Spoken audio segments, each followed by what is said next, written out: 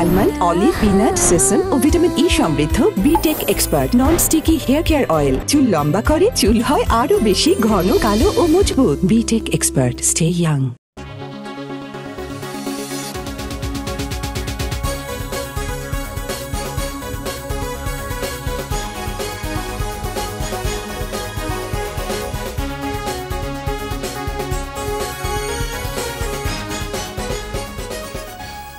প্রিয় দর্শক, আপনাদের সবাইকে সাদর আমন্ত্রণ জানাচ্ছি Bitek expert hair care oil Amar Ami Sarika. মেধা একটি মানুষকে বহুদূর নিয়ে যায়। মেধা এবং সাধনার সমন্বয়ে কেউ কেউ লাখো মানুষের হৃদয়ে জায়গা করে নেয়। আমার সামনে আজকে বসে আছেন দুজন মেধাবী মানুষ, যাদের যাত্রা শুরু হয় একটি রিয়েলিটি শো থেকে, তারপরে তাদেরকে আর ফিরে তাকাতে হয়নি। প্রিয় দর্শক, আমাদের সাথে আজকে আছে সঙ্গীত শিল্পী বিউটি এবং নোলক বাবু।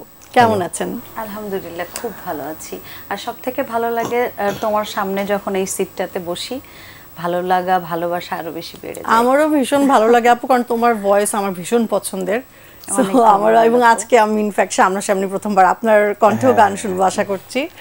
কিন্তু তার আগে একটু আসি যে আমি যেটা বললাম যে দুজনেরই যাত্রা শুরু হয় অ্যাকচুয়ালি একটা রিয়েলিটি শো থেকে। তো সেই যাত্রাতে যখন দুজনের সাথে দুজনের যখন প্রথম দেখা হলো, দুজনের আসলে কি রিয়াকশন ছিল বা কি মনে হয়েছিল যখন কম্পিটিশনে দুজন একই সাথে কম্পিট করা হচ্ছে, দুজনের সম্পর্কে ধারণাটা কি ছিল একটু জানতে চাই। আসলে আপু, আমি বলি, আমরা যখন 2005-এ রিয়েলিটি শোতে প্রথম আসি, তখন খুব ছোট ছিলাম, একদম 13 বছর 14 বছর। ওই সময়টাতে আসলে মনে হয় জীবন বোধ সম্পর্কে জানা বা সামনে ভবিষ্যৎ পরিকল্পনা কি হবে, ওই ধরনের জ্ঞান সম্পন্ন মানুষ হয়তো বা ছিলাম না। একদম অজানা একটা ব্যাপার, কারণ বাংলাদেশে প্রথম রিয়েলিটি শো ছিল তখন। ইন্ডিয়ান আইডল ছিল, আমেরিকান আইডল ছিল, বাট বাংলাদেশের মানুষের জন্য প্রথম ছিল। তো আমরাও মানে ওইটা করতে গিয়ে শিখেছি অনেক কিছু। তো এরকমই যখন আমি অডিশন প্রথম দিয়েছিলাম, তো অডিশন দেওয়ার পরে যখন আমার কাছে মনে হলো যে আজকেই মনে হয় আমি জিতে গেলাম, কারণ শ্রদ্ধেয় প্রয়াত আহমেদ ইমতিয়াজ বুলবুল স্যার ছিলেন বিচারকে, শাকিলা জাফর ম্যাম ছিলেন এবং শ্রদ্ধেয় কুমার বিশ্বজিৎ স্যার ছিলেন। তো ওনাদের তো দেখে দেখে ছোটবেলা থেকে বড় হয়ে ওঠা এবং ওনাদেরকে দেখা হচ্ছে স্বপ্নের থেকে অনেক বেশি আমার কাছে। তাদের সামনে গান গাইবো, এটা তো মানে স্বপ্নাতীত একটা ব্যাপার। তো গান যখন করলাম, ওনাদের এত এত কমেন্টস, এত এত ভালোবাসা পেলাম, আমার কাছে মনে হলো যে মনে হয় আজকেই আমি গান গেতে এসেছি, আজকেই আমি জিতে গেলাম। এবং যেহেতু তাদের ভালোবাসা পেয়েছি, এর পরের রাউন্ড কি হবে সত্যি আমাদের একদমই মাথায় ছিল না। যখন সিলেকশন রাউন্ড শেষ করে টিভিতে প্রথম অন এয়ার আসলো, তখন হচ্ছে আমি প্রথম হচ্ছে রিঙ্কু ভাইয়ের এপিসোডটা দেখলাম যে সর্বোচ্চ SMS পেয়েছে, এবং আমার কাছে ওই দিন মনে হলো যে এরপরে ক্লোজ আপ ওয়ান কিন্তু রিঙ্কু ভাই হবে, কারণ ওরটাই প্রথম শুরু হয়েছিল, সেকেন্ড পর্বটা আমার ছিল। তো আমারটা যখন প্রচার হলো আপু, মানে এটা তো বিশ্বাস করার মতোই না, এটা এমনভাবে প্রচার হলো যে দেশ এবং দেশের বাইরের প্রত্যেকটা বাংলা ভাষাভাষী মানুষের মনে ওই একদিনই আমার মনে হয় যে আমি সব জায়গা করে নিলাম। আর সর্বোচ্চ SMS পেয়েছিলাম 3.5 লক্ষ। তো আমার কাছে তখন আমার মনে আসলো যে না, রিঙ্কু ভাইয়ের থেকে হয়তো বা আরেকটু ভালো করতে পারবো। নোলককে তখন আমি দেখিই নাই, নোলকের সাথে আমার পরিচয় হলো ক্যাম্পে এসে বা ঢাকাতে যখন আসলাম, কারণ আমরা টপ 14 পর্যন্ত কিন্তু আলাদা আলাদা রাউন্ডে গান করে চলে গেছি, বাড়িতে চলে গেছি, আবার এসে যখন প্রচার হয়েছে তখনও পর্যন্ত একসাথে দেখা হয়নি। নোলকের সাথে আমার একদম ক্যাম্পে দেখা হয়েছে। তো তারপরে এবার একটু আপনার কাছে জানতে চাই যে আপনি যখন প্রথম আসলে উনাকে দেখলেন বা ওনার গান শুনলেন, তখন আপনার ভেতরে আসলে কি প্রতিক্রিয়া ছিল বা কি মানে নিজের এক্সপেকটেশনটা কি ছিল রিয়েলিটি শো থেকে? আমি যখন অল রাউন্ডটা দেখি, তখন আমি একদম কনফার্ম ছিলাম যে ও ক্লোজ আপ ওয়ান হবে, কারণ আমাদের টোটাল গ্রুপের ভিতরে সবচেয়ে বেশি ভোট ও পেয়েছিল। যখন আমার রাউন্ড আসলো, আমার গায়ে সেটা কি শুধু ভোটিং এর কারণেই নাকি কণ্ঠ শুনে বা তার গায়কই শুনে মনে হয়েছিল? না, ভোটিং এর কারণে মনে হয়েছিল এরকম কিছু। আচ্ছা, ঠিক আছে, কারণ আমরা সবাই খুব এক্সাইটেড ছিলাম যে আসলে ভোটটাই তো মেইন, জাজমেন্টটা ছিল না 40% ভোট 60% না। এরপরও মানে ওই অবস্থায়, মানে তখন তো অ্যান্ড্রয়েড ফোন ছিল না, একটা মোবাইল থেকে 5টার বেশি SMS করা যেত না। তো ওই সময় মানে 3.5 লাখ ভোট পাওয়া এটা অনেক অনেক বিশাল ব্যাপার। তো আমরা ভাবছিলাম যে ও ক্লোজ আপ ওয়ান হবে, যখন আমার রাউন্ডে আমি গান গাইলাম, আমার গায়ে যত দুঃখ সয়, তখন ওই রাউন্ডে আমার মনে আছে আমি 2.5 লাখ SMS পেয়েছিলাম। 2.5 লাখ SMS পেয়েছিলাম, ওর চেয়ে একটু কম।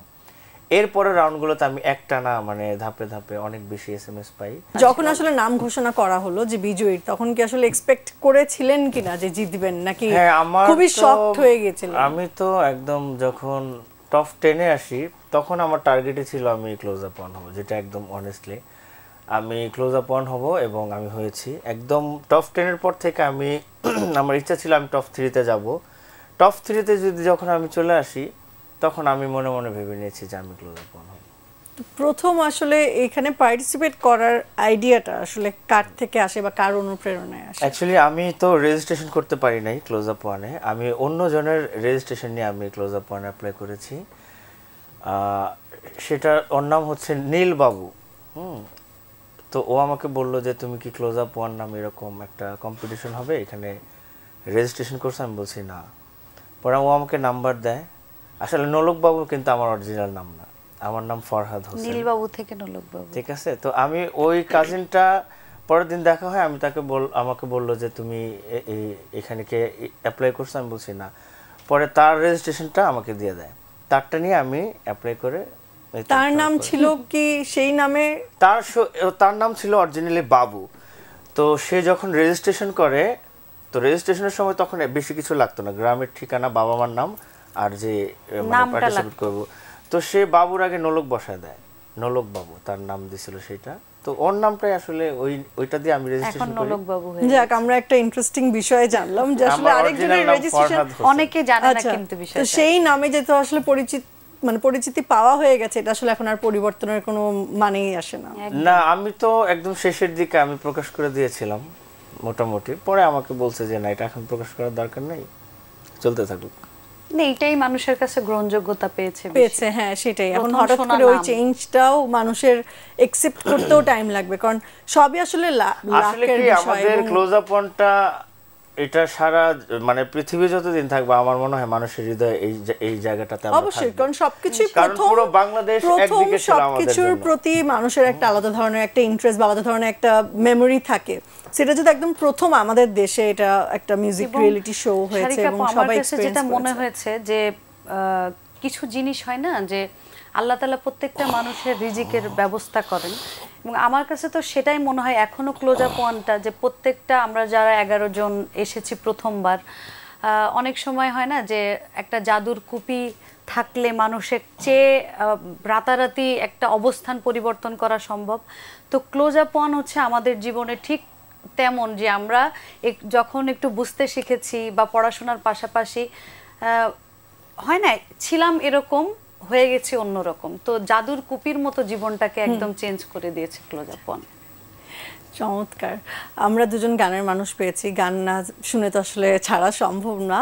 আমরা প্রথমে কে গান গাবে সেটা একটু তোমরা ডিসাইড করো, আমি একটু সেই ফাঁকে একটা বিরতি নিয়ে আসি। দর্শক, ফিরছি বিরতির পর। বাড়ি পাশে আর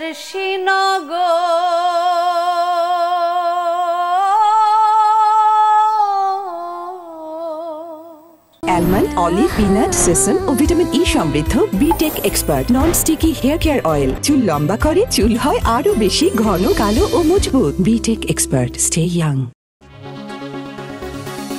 দর্শক, ফিরে এলাম বিরতির পর। সবাইকে আবারও স্বাগত জানাচ্ছি Bitek expert hair care oil আমার আমিতে। কথা ছিল বিউটি এবং নোলক বাবুর সাথে।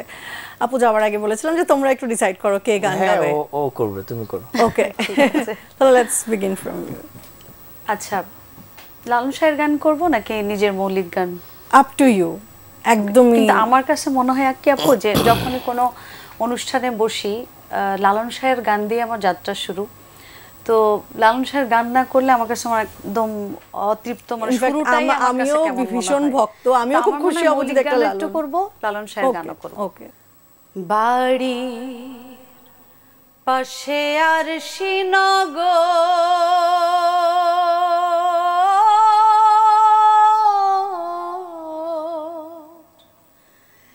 সেথা পড়শি বসত করে, ঘর পড়শি বসত করে, আমি একদিনও না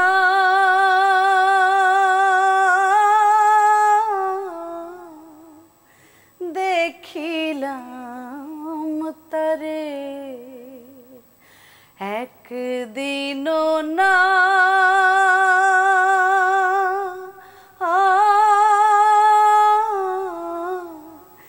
দেখিলাম তারে। চমৎকার চমৎকার, ভীষণ সুন্দর। থ্যাংক ইউ আপু। আপনাকে কিন্তু ছাড়ছি না, কারণ আপনার কাছ থেকে আমরা একটা গান শুনবো, কিন্তু আরেকটু আলোচনার পরে। আমরা একটু ফিরে আসি এখন বর্তমান ব্যস্ততা নিয়ে, যে কি নিয়ে ব্যস্ততা চলছে। আমি বর্তমানে স্টেজ প্রোগ্রামটা নিয়ে একটু বেশি ব্যস্ত, কারণ আমরা মিডিয়া পার্সনরা সবাই জানি শীতকাল আসলে আমাদের স্টেজ প্রোগ্রামগুলো একটু অনেক বেশি হয়। পাশাপাশি আমি আমার চ্যানেলের জন্য টোটাল 20টা গান রেডি করেছি।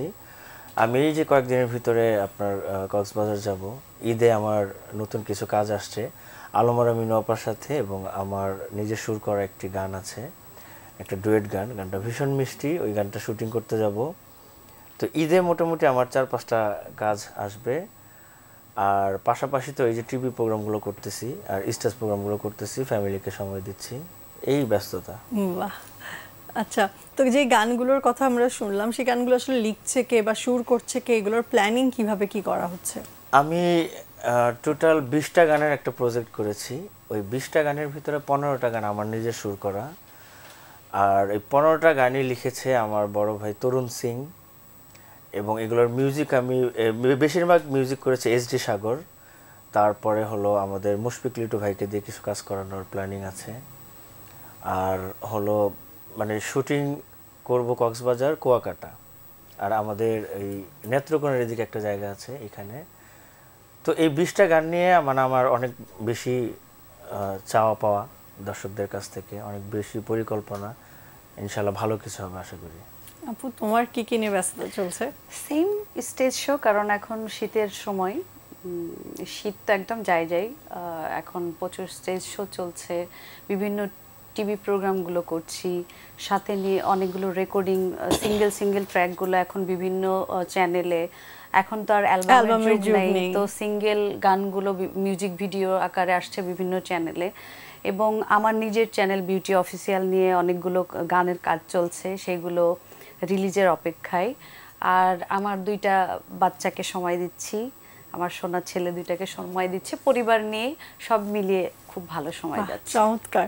আমি এবার একটু জানতে চাই যে দুজনেরই তো ইন্ডিভিজুয়াল গানের কথা শুনলাম, কাজের কথা শুনলাম, দুজনের একসাথে কেন কোনো কাজ করা হচ্ছে না? আমাদের ক্লোজ আপ অন টপ 10 এর আমাদের গ্রুপটার এক একজনের ভয়েস এক এক রকম।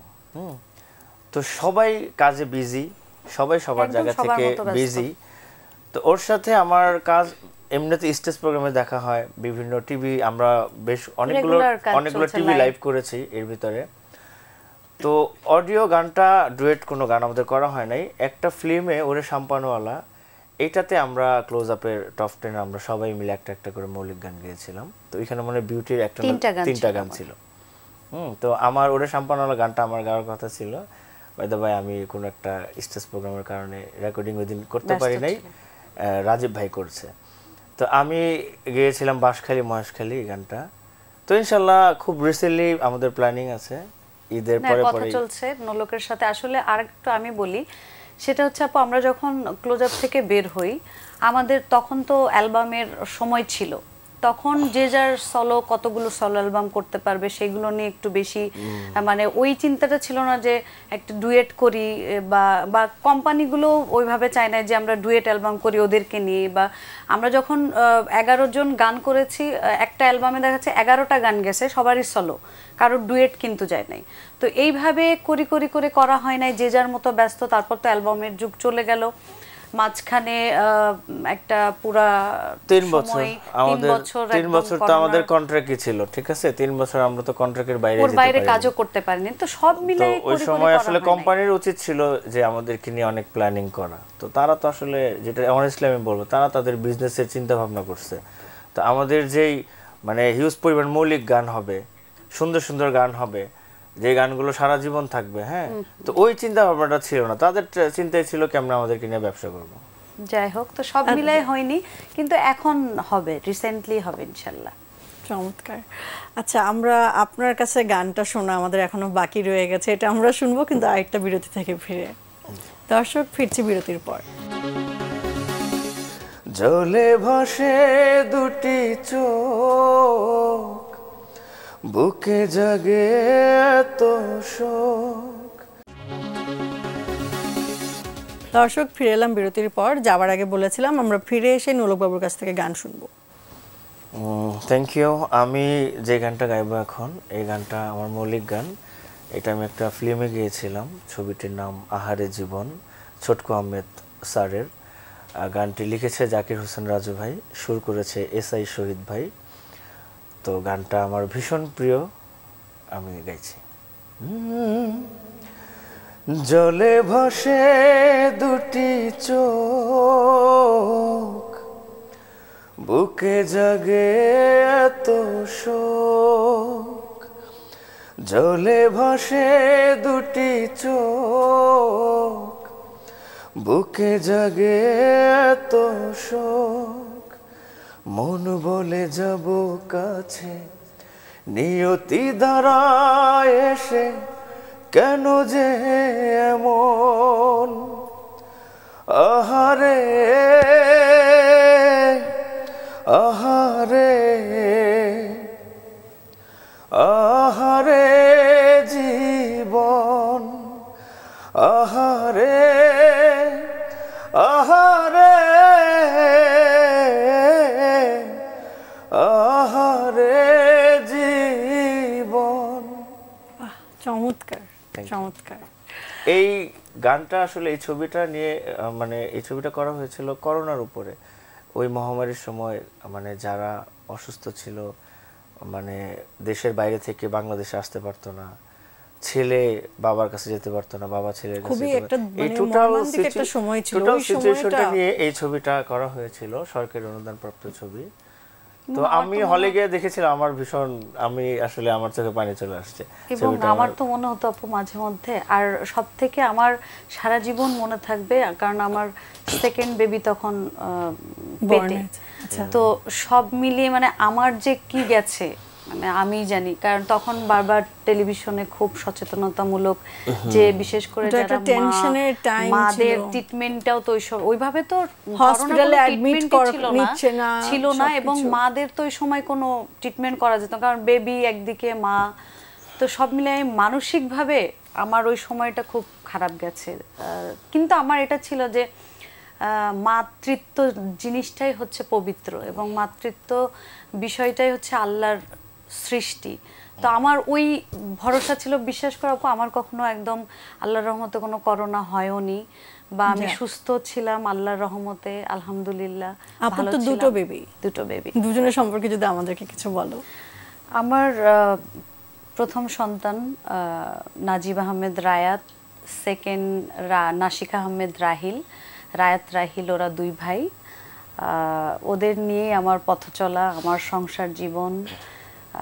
আমরা আমার পরিবারে, আমার হাজবেন্ড, আমার দুই সন্তান, আমি সহ সুন্দরভাবে জীবনটা চলে যাচ্ছে। প্রত্যেকটা বাবা পৃথিবীর শ্রেষ্ঠ বাবা, কিন্তু আমার কাছে মনে হয় যে আমার রায়াত রাহিলের বাবা হচ্ছে সব থেকে শ্রেষ্ঠ বাবা, মানে ওদের জন্য, মানে তার পৃথিবী একদিকে, তার বাচ্চা একদিকে, মানে এত ভালোবাসা আমি খুব কম দেখেছি। আল্লাহ তাদের সবাইকেই ভালো রাখুক। চমৎকার। এবার আপনার কাছে একটু শুনবো। আমি একটু ফার্স্ট ওর চাইতে, আমার দুই ছেলে এক মেয়ে। আমার বড় ছেলের নাম আদর, আর আমার ছোট ছেলের নাম আদিয়াত। আমার মেয়ের নাম জান্নাতুল আরাফা। আমার দুই ছেলে মতিঝিল আইডিয়াল স্কুলে পড়ে। আমার বড় ছেলে ক্লাস 7-এ, আর আমার ছোট ছেলে ক্লাস 3-তে। আর আমার মেয়েকে এবার ভর্তি করেছি প্লেতে। আমরা সে এখন অনেক ছোট। হ্যাঁ, তো সবকিছু মিলে আলহামদুলিল্লাহ। এবং আমি নোলকের সম্পর্কে একটু বলতে চাই যে ওর 3টা বাচ্চা, এটার অল ক্রেডিটটা আমি দিতে চাই ওর ওয়াইফকে, কারণ এত সুন্দর করে, ও তো ব্যস্ত থাকে গান নিয়ে আমি জানি, এবং মানে নোলকের ওয়াইফ এত ভালো। এবং আমি মনে করি নোলক আজকে এখানে বসে আছে যে নোলক তো একটা প্ল্যাটফর্ম নিয়ে আসছে, কিন্তু নোলককে আমরা নতুনভাবে যে আবার এই ভালোবাসার জায়গাটাতে পাচ্ছি সব সময় কন্টিনিউ, সেটার পেছনে হয় না যে মেয়েদের অনেক একটা ভূমিকা থাকে, ওর ওয়াইফের ভূমিকা সব থেকে বেশি নোলককে গুছিয়ে রাখা, আমি মনে নোলককে ভালো করি রাখা। যে প্রত্যেকটা ওয়াইফের দায়িত্ব তার হাজবেন্ডকে গোছায় রাখা। আর সত্যি কথা বলতে আমি যখন প্রোগ্রামে যাই আমাকে ও সবসময় বাসা থেকে সূরা পইরা আমি তারপরে বের হই, বা ও সূরা পরে ফু দিয়ে দেয়, তারপরে ড্রেস আপ থেকে শুরু করে সবকিছু। আবার টিভি লাইভে যখন আমি যাই তখন ও গানও আমাকে সিলেক্ট করে দেয়, যে এই গানগুলো আমি ওকে প্রশ্ন করি যে কোন কোন গান। তো আসলে এই যে একটা কেয়ার, এই সাপোর্ট, মোট কথা এটা ছেলে মেয়ে বলে কথা না, এটা আসলে হাজবেন্ড ওয়াইফ উভয় পক্ষই দুজন দুজনকে যদি সাপোর্টটা না করে ক্যারিয়ারের জায়গায় আসলে অনেক প্রবলেম, সেটা এগিয়ে যাওয়াটা সম্ভব না একদম। I totally agri. আপনাদের দুজনকে অসংখ্য ধন্যবাদ আমাদেরকে সময় দেওয়ার জন্য। আমার অনুষ্ঠানে একদমই শেষে চলে এসেছি, কিন্তু যাওয়ার আগে একটা উপহার আছে বিটেকের পক্ষ থেকে। অনেক অনেক ধন্যবাদ আপু। Thank you so much.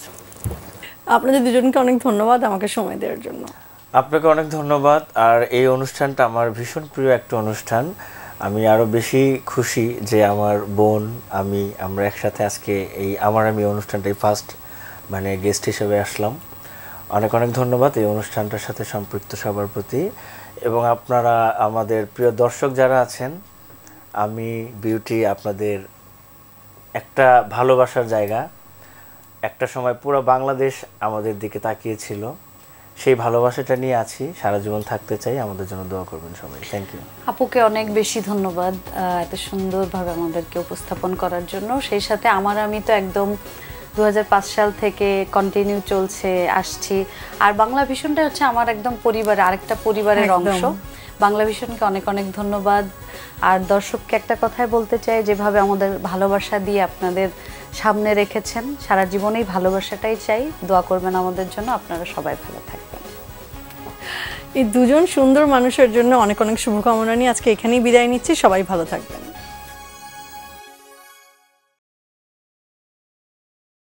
Almond, olive, peanut, sesame ও ভিটামিন ই সমৃদ্ধ Bitek expert non sticky hair care oil চুল লম্বা করে, চুল হয় আরো বেশি ঘন, কালো ও মজবুত। Bitek expert, stay young.